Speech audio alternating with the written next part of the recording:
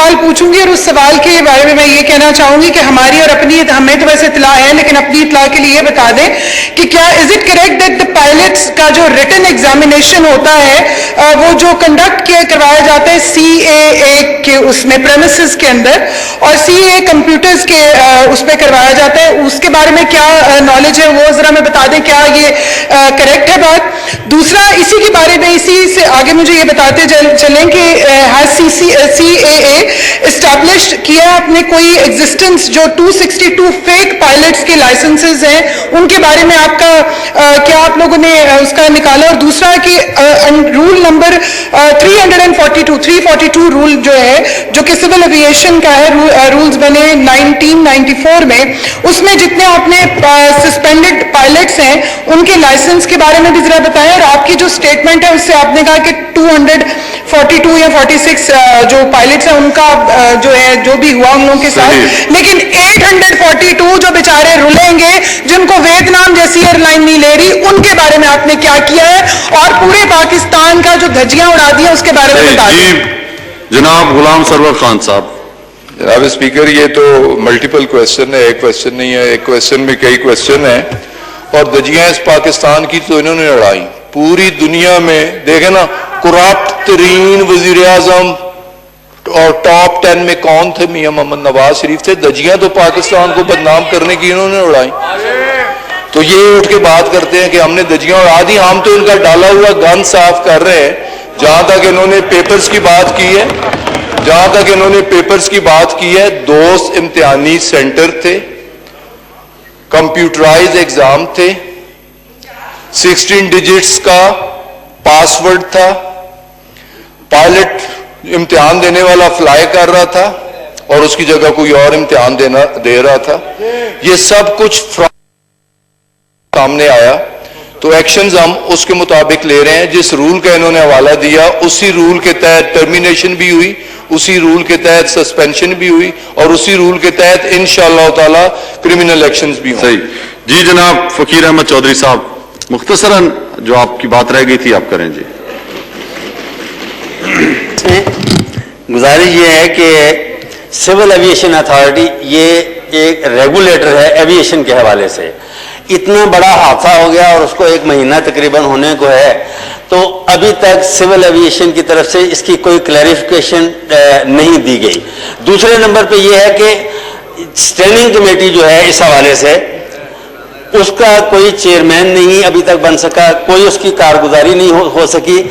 کون سے والا ادارہ ان کو پوچھے گا کہ جناب آپ نے کیا کیا؟ بڑا آسان ہے، گند اس نے ڈالا جی، نواز شریف نے ڈال دیا اور اس نے آگے صفائی کر دی۔ یہ کام آپ نے کرنا تھا منسٹر صاحب، کسی اور نے نہیں کرنا تھا۔ جی جناب غلام سرور خان صاحب۔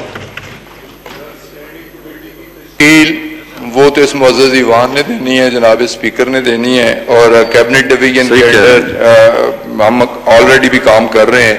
سینٹ کی اسٹینڈنگ کمیٹی بھی موجود ہے اور اس میں کئی کویسچنز کو ہم آنسر بھی کر چکے ہیں اور ہمیشہ اس میں پارٹیسپیٹ بھی کرتے ہیں۔ تو جو بھی ان کا کنسرن ہوگا، جب یہ رپورٹ پیش کی گئی تو اس وقت نوید قمر صاحب نے بھی اسے پوائنٹ آؤٹ کیا کہ اسٹینڈنگ کمیٹی کو یہ میٹر ریفر ہونا چاہیے۔ تو مجھے خوشی ہوگی کہ میں اس ہاؤس کو بتا سکوں، مطمئن کر سکوں کہ کیا کیا اس ملک کے ساتھ کیا گیا۔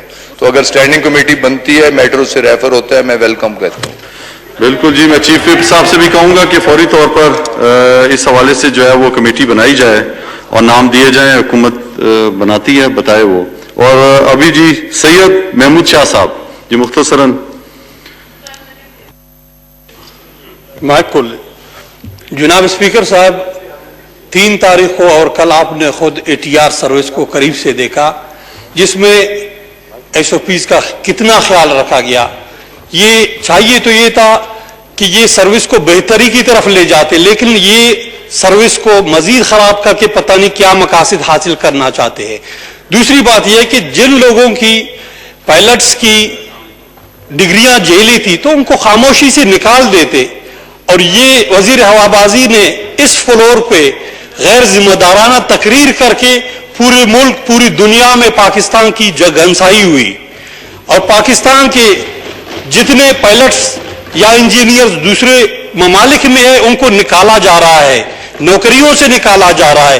تو اس سے میں کہتا ہوں पूरे मुल्क को अरबों रुपए का नुकसान होगा, इस पर मुकम्मल इंक्वायरी होनी चाहिए। बहुत शुक्रिया जी। जनाब गुलाम सरवर खान साहब।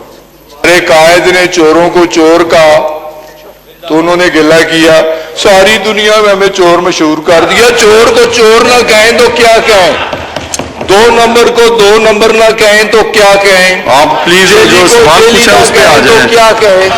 जो तो अगर हमने जो कुछ कहा हमने सच कहा, ये इस तरह लहजा नहीं अपनाएं, जो भी जो सवाल है उस पर आ जाए, जो सवाल किया है उसका जवाब दीजिए। ताल्लुक है, जहां तक इनके इस कंसर्न का ताल्लुक, बिल्कुल ये जेन्युइन कंसर्न है। ATR की फ्लाइट पे अगर SOP को फॉलो नहीं किया गया, अगर जहाज के टाइमिंग्स को फॉलो नहीं किया गया, अगर फ्लाइट्स डिले हुई, ये जितना भी कंसर्न है ये जेन्युइन कंसर्न है। इंशाअल्लाह ताला इसे एड्रेस करने की कोशिश बिल्कुल, की मैं जाएगी। खुद हाँ उस फ्लाइट पे 1 बजे का टाइम था और 7 बजे रवाना हुई है जी। ईवान की कार्रवाई बरोज़ जुमेरात 9 जुलाई 2020 सुबह 11 बजे तक मुलतवी की जाती है।